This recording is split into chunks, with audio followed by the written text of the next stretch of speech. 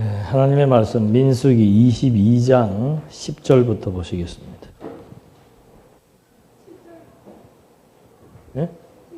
7절부터 보시겠습니다. 모압 장로들과 미디안 장로들이 그들의 손에 점치는 값을 가지고 떠나 발람에게 가서 발락의 말을 전하니 발람이 그들에게 말하기를 오늘 밤은 여기서 머무십시오. 여호와께서 나에게 말씀하시는 것을 그대로 내가 당신에게 주겠습니다 하니 모압의 고관들이 발람과 함께 머물렀다. 하나님께서 발람에게 오셔서 말씀하시기를 너와 함께 있는 이 사람들이 누구냐 하시니 발람이 하나님께 대답하였다. 모압 왕 십볼의 아들 발락이 제게 보낸 사람들입니다. 그들이 전하기를 이집트에서 나온 한 백성이 온 땅을 덮었으니 지금 이리로 와서 나를 위해 그들을 저주해 주시오. 그러면 혹시 내가 그들과 싸워서 그들을 쫓아낼 수 있을 것이요 라고 하였습니다. 하나님께서 발람에게 말씀하시기를 너는 그들과 함께 가지도 말고 그 백성을 저주하지도 마라. 그들은 복을 받은 자들이다라고 하셨다.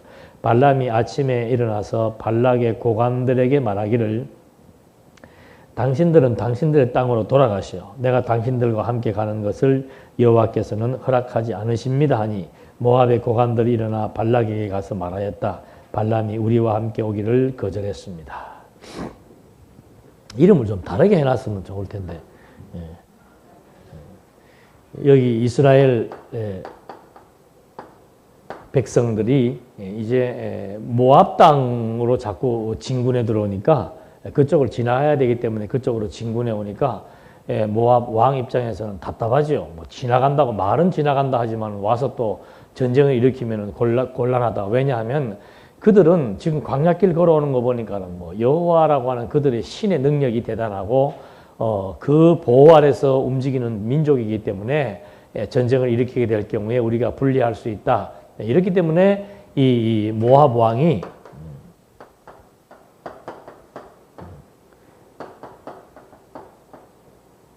발락이죠. 발락이 이제 그 선지자 발람 이 선지자에게 청탁을 하는 거예요. 이 민족들 좀 어떻게 한번 손 좀 봐라. 저주를 받게 하라. 라고 손을 보니까 이제 누구한테 물어보는가 하면 발람은 여호와께 물어보는 거예요. 여호와께서 저 누구냐? 옆에 있는 사람들 누구냐? 몰라서 묻겠습니까? 그러니까 이 사람들이 보낸 이 발락 왕이 보낸 사신입니다. 왜 보냈냐? 이 민족들이 지금 이게 골치 아픈 민족이 돼가지고 없애려고 합니다. 하니까 하나님께서 그러면 안 된다. 그 백성들은 저주하지도 마라. 왜냐하면 그들은 어떤 자들이니까. 복 받은 자들이니까. 누구 때부터? 아브라함 때부터. 무슨 복을 받았어요? 번성. 큰 민족을 이룬다. 그 다음에 가나안 땅에 살 것. 그리고 통치자가 나타나서 이제 나라를 세우게 될 것. 이것이 복입니다. 그러니까 이 백성들을 건드리면 첫 번째 뭐가 잘못되는 겁니까? 백성들이 잘못되면은 번성의 문제가 생기고 번성의 문제가 생겨서 가나안 땅을 정복하지 못하게 되면은 결국 가서는 나라가 세워지지 않게 되고 나라가 세워지지 않으면은 무엇에? 여호와의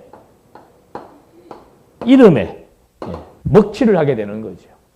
그래서 하나님께서는 당신의 이름을 위해서 여호와의 이름을 위해서 섭리해 나가시는 겁니다. 어떻게? 언약대로 여호와란 뜻이 언약을 세우시고 이루시는 분이니까 언약을 세우신 대로 그대로 섭리해 나가시는 그런 과정을 지금 이 백성들에게 알게 하기 위한 거죠. 그러니까 아무리 주변 사람들이 저주하려고 해도 절대 저주가 임할 수 없는 이유는 뭔가? 이미 그들은 뭐예요? 복 받은 자예요. 복 받은 자. 그러니까 그리스도인들은 복을 받을 것이 아니고 복을 받은 자예요. 받은 복을 누리는 것이지 복을 받기 위해서 신앙생활하는 게 아니란 말입니다. 그걸 갖다가 복을 받기 위해 하는 것을 기복주의라고 하는 것이고, 우리는 기복주의자들이 아니죠. 복을 누리는 자들입니다. 그 복이 바로 뭔가? 나라예요, 나라. 지금은 이것이 신령한 복이죠. 그리스도의 씨로 번성되어지니까 바로 이제는 그리스도의 생기로 말미암아 거듭나고 중생한 자가 되어버린 거예요. 정신과 이성과 사고와 마음의 기능이 완전히 달라진 상태가 되어버린 겁니다. 그리고 이들에게 주어지는 것이 뭔가? 이제 그리스도의 영토, 바로 복음이 땅끝까지 전파되어지는 그 이제 대열에 함께 서게 된 것이고, 그 다음에 그리스도의 통치, 그리스도의 다스림을 지금 우리는 받고 사는 거예요. 그러니까 걱정할 것이 없다 말입니다. 내가 아무리 이렇게 하려고 해도 하나님의 뜻을 따라서 그리스도께서 우리의 생각과 마음을 움직여 줍니다. 열심나게도 하고, 또 때로는 나태하게도 하고, 때로는 막 투쟁하게도 하고, 때로는 실패하게도 하고, 누가? 그리스도가 다 통치해 나가시되 결국은 하나님의 언약, 이 복을 뭐 하도록? 누리게 하기 위한 하나님의 섭리이기 때문에 나쁜 것이 없는 거예요. 나쁜 것이. 순간순간 어려움이 와도 그 어려운 과정들을 통해서 누리게 하신다니까. 그래서 하나님이 하시는 일은 다 선하고 아름다운 것이다 라고 하는 전제하에 지금 이스라엘 백성들이 저런 이제 하나의 새로운 경우를 지금 경험하게 하는 겁니다. 그래서 마술사 발람에게 저주를 요청하지만은 왜 그런 어리석은 저주를 요청하는가? 뭘 모르기 때문에. 발락 왕이 왜 그런 저주를 요청하는 겁니까? 여호와가 어떤 분이신 줄 정확히 모르기 때문에. 알면은 이거 요청 하나만 하죠. 알면은. 그래서 14절까지 말씀해서 이제 복을 받은 자들은 저주할 수 없다라고 하는 거. 그러니까 이건 아주 그냥 확약된 겁니다. 확정된 거죠. 확정된 거. 하나님에게 복 받은 자들은 지옥 가고 싶어도 어떻게 해요? 지옥 가고 싶다고 기도를 해도 못 가요. 진짜예요. 왜? 이미 창세 전부터 우리는 그리스도 안에서 뭐 받은 자들이니까. 신령한 복을 받은 자들이기 때문에 우리의 무슨 행동으로 뭐가 되고 하는 것이 전혀 없단 말이에요. 어떤 분이 그걸 묻더래요. 지옥에도 차별이 있습니까? 없습니까? 되게 악독한 인간하고 요새는 무슨 사건이 큰 사건이지. 하여튼 열 몇 명씩 죽인 그런 막 성폭행범 포악한 인간하고 그냥 그런 범죄 형무사 전과 하나도 없이 교통 위반도 한 번도 안 하고 그리고 지옥 간 사람하고 사람을 17명 죽이고 지옥 간 사람하고 같아요, 틀려요? 어떻게 했으면 좋겠어요, 우리는? 달랐으면 좋겠죠. 7명 죽인 놈들은 가가지고 한 1000도 되는 기름가마에 들어가서 막 벌떡벌떡 뛰고, 교통벽구, 그러니까 신앙생활 안 한 죄 외에는 죄진 것이 없는 사람들은 그래도 지옥 가도 어떻게 해요? 조금 그늘이 있는 데서 이렇게 좀 왔다 갔다 하고. 그걸 그대로 반영한 것이 뭡니까? 천국에도 무엇이 있다? 상급이 있다. 우리 홍 권사님이 상급이 그겠습니까? 반대되는 사람은 또 이상하네. 그래도 우리 교인들은 그래도 웬만큼은 다 상급이 있을 것 같으네. 아무것도 안 하고 죽을 때까지 신앙생활 하는데 왔다 갔다만 하다가 오는 사람들, 아니면 죽기 직전에 예수 믿고 천국 가는 사람들하고 같다면 여러분 마음이 어떻겠어요? 그렇다면 어떻게 하겠어요? 한번 생각을 해봅시다. 그러면은 뭐야 이거 나 평생을 나는 누굴 위해 살았는데 날 위해 살았어. 뭘 주를 위해 살겠어요 우리가. 내 좋으라고 지금 신앙생활 하는 거지 뭘 주 좋으라고 신앙생활 하는 겁니까? 나 좋으라고 하는 거예요. 나 좋으라고. 그래도 그렇지 내가 그래도 어찌됐든 간에 나는 주일날도 놀러 안 가고 여기 지금 놀러 오는 거예요. 여기 지금 803 여기는 국립공원으로서 우리 대구 시민들이 막 날 잡아서 놀러 오는 곳을 우리는 매주일 와가지고 그 사람들하고 다른 건 뭐가 조금 달라요. 2시간 조금 말씀 듣지 밥은 어떻게 더 편하고 좋은 여건 속에서 먹잖아요. 애들 열심히 놀고 우리 애들은 열심히 놀다가 만약에 천국 가면은 지금 예수님이 오셔가지고 열심히 놀던 애들 천국 가면 어떻게 되겠어요? 지금 여기 밖에서 놀고 있는 우리 뭐 할인이나 이런 애들하고 우리하고 같겠어요? 다르겠어요? 저것들 뭐 하는 것도 없이 맨날 부모가 해주는 밥이나 먹고, 에? 우리 예배 시간에 방이나 지키고 하는 애들인데, 그래도 뭐 어찌됐든 간에 같이 천국을 갔을 때 이게 같아야 되나 달라야 되나? 이 땅 위의 삶이라고 하는 것은 지옥을 가든 천국을 가든 여기에 의해서 여기가 달라지는 게 아니에요. 이거 달라지는 거는 어디에서? 이미 여기에서부터 달라져 있는 거예요. 요건 하나의 과정이죠, 과정. 아, 여기 있는 것이 당연하고, 그 다음 여기서 두려움으로 여호와를 찬송하게 하는 가사를 만들어 나가는 거예요. 우리는 여기에 삶이라고 하는 것이 천국에서 뭐예요? 두려움이 아니고 은혜의 찬송을 만들어 나가게 하기 위한 하나의 작사를 하기 위한 하나의 배경임의 과정이죠. 그러면 뭐 교회 나오나 안 나오나 뭐 무슨 상관이 있어? 한번 물어봅시다, 솔직하게. 교회 나오다가 열심히 신앙생활 하다가 가는 거하고 죽기 직전에 가는 거하고 여러분이 선택하고 싶으면 뭘 선택하고 싶어요? 여기서 똑같다면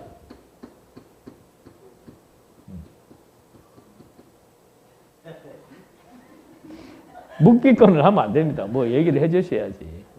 그러니까 이 생활이 고달픈 사람은 뭘 택하겠습니까?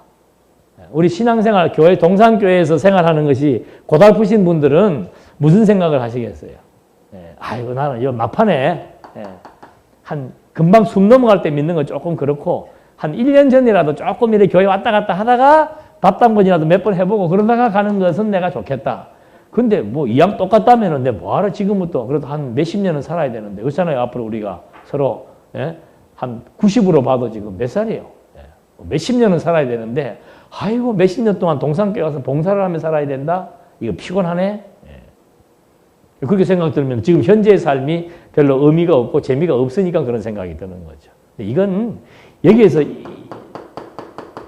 하나님을 배우고 사는 것은 결국은 하나님에 대한 지식을 얻고 오전에 공부한 대로 이 하나님에 대한 지혜와 지식이 충만해지니까 정신과 이성과 사고의 기능이 완전히 달라지고 그게 달라지니까 무엇에? 심령의 평안을 얻는 거. 나 좋으라고 신앙생활 하는 거예요. 나 좋으라고. 근데 우리는 자꾸 여기서 누구를 위하여 하다 보니까는 뭘 기대하는 거예요? 상급을 기대하는 겁니다. 상급을 기대하는 거.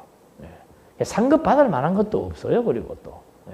그러니까 가서 양심이 없으니까 가가지고 막, 진짜 우리 이 육체의 생명이 태어나는 것과 천국 백성이 되는 것과 아주 유사한 관계예요.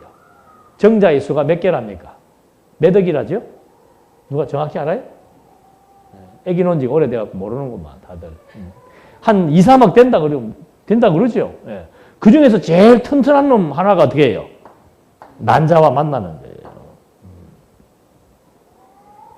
그러니까 우리 이 지구상에서 여기 가는 것도 그런 확률이에요. 확률적으로 보면. 아무나 가는 게 아니에요. 그래서 가는 의미는 이 속에 살면서 정말 하나님 배워서 하나님에 대한 지식을 얻고 내가 심령의 평안을 누리며 살아가는 거, 이것 자체가 의미 있어서 교회 생활이라고 하는 것을 중요하다고 얘기하는 것이지, 여러분들이 교회 나와서 뭐 봉사, 충성하면은 이 다음에 세계에서 좋은 것을 얻고, 여기서 게으르고 나태하면은 여기 가서도 별 볼 일이 없고, 그런 식의 잘못된 발상이죠, 그것은. 여기에서의 삶이라고 하는 건 결국은 나를 위한 거예요, 나를 위한 거. 우리가 누구를 섬기는 것도 아니고, 섬겨야 또, 그러니까 하나님은 아예 바울이 그러잖아요. 하나님은 사람의 손으로 뭐예요? 사람의 손으로 섬기는 것을 원치 않으신다, 이 말이죠. 그렇게 해서 정말 이 땅에서의 우리 성도로서의 삶의 의미가 어디에 있는지, 지금 복 얘기하다 거기까지, 복 얘기하다 흘러갔죠? 흘러갔는데, 본문 보십시다. 다시 돌아와서. 15절. 발락이 다시 그들보다 더 높은 고관들을 더 많이 보냈다. 그들이 발람에게 가서 말하기를 십볼의 아들 발락이 이와 같이 말하였습니다. 나에게 오는 것을 주저하지 마시고 내가 진실로 당신을 존귀하게 하고 당신이 내게 말하는 것은 무엇이든지 하겠으니 와서 나를 위하여 이 백성을 저주해 주시오 하니 발람이 발락의 종들에게 대답하여 말하였다. 만일 발락이 자기 집에 은과 금을 가득 채워서 나에게 준다 해도 나는 작은 일이거나 큰 일이거나 나의 하나님 여호와의 명령을 어기는 일은 아무것도 할 수 없습니다. 이제 당신들도 오늘 밤 여기서 머무르시오. 여호와께서 나에게 무엇을 더 말씀하실지 알아보겠습니다. 하나님께서 밤에 발람에게 오셔서 말씀하시기를 그 사람들이 너를 부르러 왔거든 일어나 그들과 함께 가라. 그러나 너는 내가 너에게 이르는 말만 행하여라고 하셨다. 발람이 아침에 일어나서 자기 나귀의 안장을 얹고 모압의 고관들과 함께 떠났다. 그가 길을 떠났으므로 하나님께서 진노하셨고 여호와의 천사가 그를 대적하려고 그 길에 서 있었다. 그때 발람은 자기 나귀를 탔고 2명의 종이 그와 함께 있었다. 나귀가 여호와의 천사가 손에 칼을 빼어두고 길에 서 있는 것을 보고 길에서 벗어나 밭으로 들어갔다. 이에 발람이 나귀를 때려서 그 길로 다시 들어서게 하였다. 여호와의 천사가 포도원 사이 좁은 길에 서 있고 그 양쪽으로 담이 있었다. 나귀가 여호와의 천사를 보고 담 쪽으로 바짝 붙자 발람의 발이 담에 끼어 짓눌렸으므로 발람이 나귀를 다시 때리니 여호와의 천사가 더 나아가 좌우로 피할 길이 없는 좁은 곳으로 서 있었다. 그 나귀가 여호와의 천사를 보고 발람을 태운 채 주저앉자 발람이 진노하여 지팡이로 나귀를 때렸다. 죄 없는 나귀만 지금 계속 학대를 당하고 있는 거예요. 이때 여호와께서 나귀의 입을 여시니 나귀가 발람에게 말하기를 제가 주인께 무엇을 잘못하였기에 저를 3번이나 때리십니까? 하니 발람이 나귀에게 말하였다. 내가 나를 거역했기 때문이다. 내 손에 칼이 있었다면 이미 내가 너를 죽였을 것이다. 그래서 나귀가 발람에게 말하기를 저는 오늘날까지 주인께서 항상 타고 다니던 나귀가 아닙니까? 제가 주인에게 이렇게 하는 버릇이 있었습니까? 하니 발람이 대답하였다. 없었다. 나귀가 똑똑해요? 발람이 똑똑해요? 하나님의 지혜가 주어지면은 짐승마다 못한다는 것이 그런 의미죠. 여기 지금 보니까 왜 이런 일이 발생했는가 하면은 이 발락은 처음에 거절을 당하니까 마치 지금 발락이 보낸 사람들이 지금 대단한 사람이 아니라서 그렇게 거절한 줄로 알고 더 높은 자리에 있는 사람들을 보냈지요. 그래도 지금 이 발람은 당신이 나한테 뭐 엄청난 돈을 주더라도 또 아무리 힘 있는 권세 있는 사람들을 보낸다 하더라도 내가 어쩔 수가 없다. 그 이유는 바로 하나님께서 하게 하시는 대로 나는 할 뿐이다. 그렇게 말을 잘 했습니다. 그랬으면 거기 그냥 계속 머물면서 해야 되는데 결국에서는 또 발락의 요청을 따라서 발락이 가자는 대로 이제 가게 되니까 하나님께서 나귀의 눈에다가 뭘 보이게 하는 거예요? 천사를 보이게 하는 거죠. 그렇게 해서 그 나귀가 칼을 들고 나귀를 죽이려고 하니까 나귀가 놀래가지고 밭으로 뛰어간 거죠. 다시 또 이제 한 대 맞고 나귀가 일로 와갖고는 또 천사가 또 죽이려고 길을 막으니까 이제 벽 쪽으로 가니까 뭐 결국은 뭐 말도 그렇다 그러죠. 이 처음 말 타는 사람에서 말이 처음 말 타는 사람 애미기려고 막 벽으로 붙어간다 그러죠. 발 다 깎여버려요. 그런 식으로 지금 나귀가 주인을 지금 막 발람에게 하니까 한 3번, 여기 3번 두드려 맞네. 그 나귀도 화가 나니까 짐승도 그럴 거야. 아마 말을 못해서 그렇지 말만 하면 할 말 많을 거예요.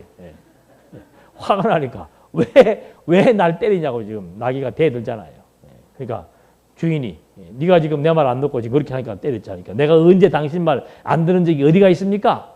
하면서 대드니까 결국은 발람도 할 말이 없는 거예요. 네가 주인의 말을 안 들었다. 언제 내가 주인의 말을 안 들은 적이 있습니까? 지금 칼을 들고 나를 죽이려고 하니까 내가 그렇죠. 주인의 말은 누구도 안 들은 거예요.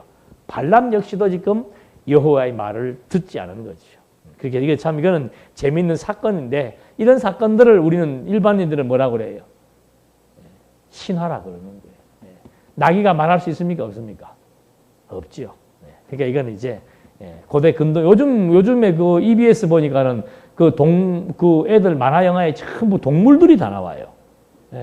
전부 동물들이 나와가지고 동물들이 말하고 사람처럼 동물들이 다 하는 것으로 애들에게 보여주는데 결국은 인간의 문화가 짐승 문화가 돼가는 거죠. 자연스럽게 세뇌가 돼가는 겁니다. 근데 이제 이런 것들을 보고 자유주의 신학자들은 이거는 신화다. 그래서 우리 예전대 때 제가 그런 말씀 드렸나?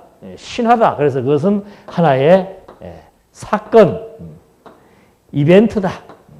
이게 말의 의미는 뭔가 하면은 사건이라는 것은 그냥 어떠한 놀라운 일이 발생했는데 그 놀라운 일은 어떤 의미가 있는 것인가라고 해서 해석에 중점을 두는 부분입니다. 이런 부분도 마찬가지예요. 뭐 사건, 이게 하나의 뭐 이런 좋은 사건이 지금 여기 성경에 기록되어 있는데 그것이 도대체 지금 우리에게 주는 교훈의 의미는 뭔가 그걸 지금 알려고 하는 것이고 사실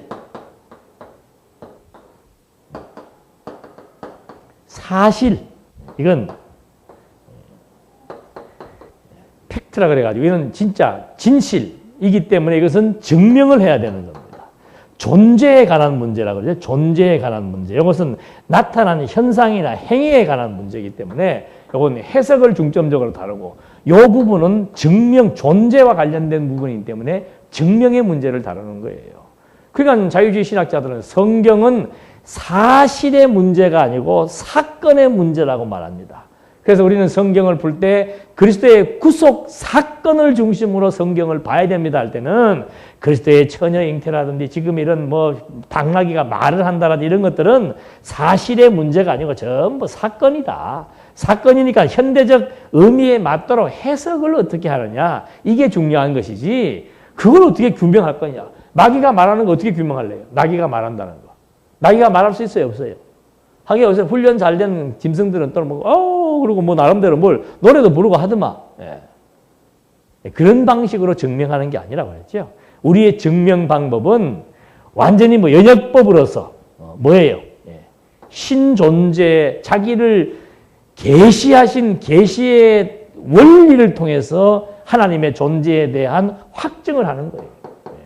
하나님께서 이 성경이라고 하는 것은 하나님의 자기 계시인데 그 자기 계시서를 통해서 진짜 언약대로 이루어진 역사적인 사실을 확인하게 되면은 신존재가 딱 확정되게 되고 확정되면은 그분의 속성이 어떤 것인지를 자연스럽게 알게 되니까 그 속성의 첫 부분이 창조 아니에요, 창조. 전능성 보여주는 거란 말입니다. 아니, 나귀를 창조하신 하나님께서 나귀에게 뭐 얻어주는 건 어려움 없습니다. 아담도 마찬가지예요. 하나님이 아담 창조하고 난 다음에 아담에게 제일 먼저 지시하는 게 뭐예요? 언어예요, 언어.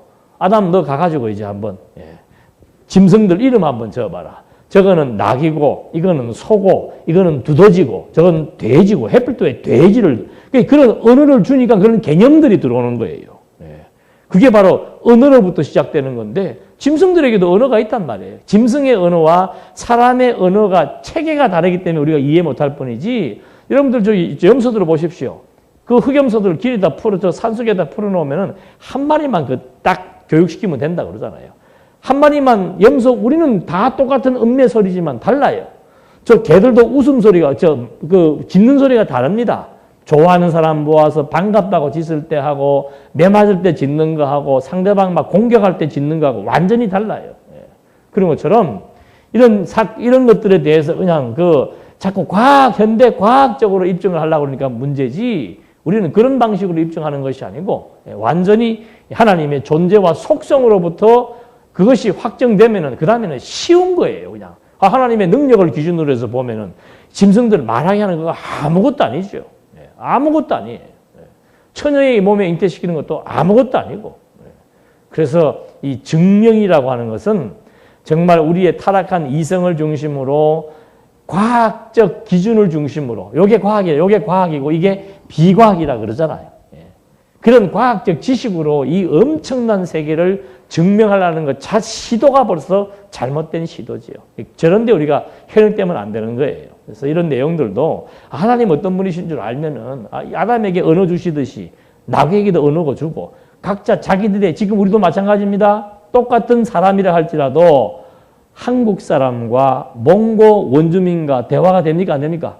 안 되잖아요. 마찬가지예요. 나귀의 언어와 인간의 언어가 서로 소통이 안 돼서 그런 것이지 언어 자체가 없는 건 아닌데 소통해 주도록 통역만 해버리면 금방 알아듣는 거죠. 그래서 지금 이런 발람과 나귀의 관계 속에서 하나님께서 이 짐승들을 통해서도 이제 하나하나 섭리해 나가시는 것을 볼 수 있습니다. 왜 그 발람이 말을 했는가? 32절 그때 여호와께서 발람의 눈을 여시니 여호와의 천사가 손에 칼을 빼어들고 길에 서 있는 것을 보고 머리를 숙여 엎드렸다. 여호와의 천사가 그에게 말했다. 왜 내 나귀를 3번이나 때렸느냐?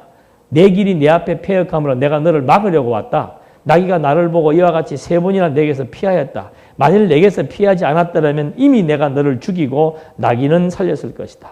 발람이 여호와의 천사에게 말하기를 당신이 저를 막으시고 길에 서신 것을 제가 알지 못하였으므로 죄를 지었습니다.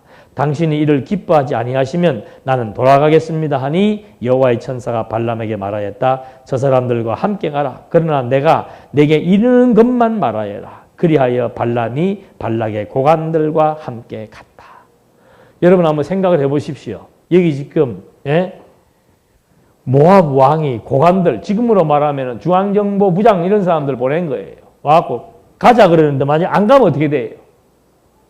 그냥 즉석에서 죽을 수도 있단 말입니다.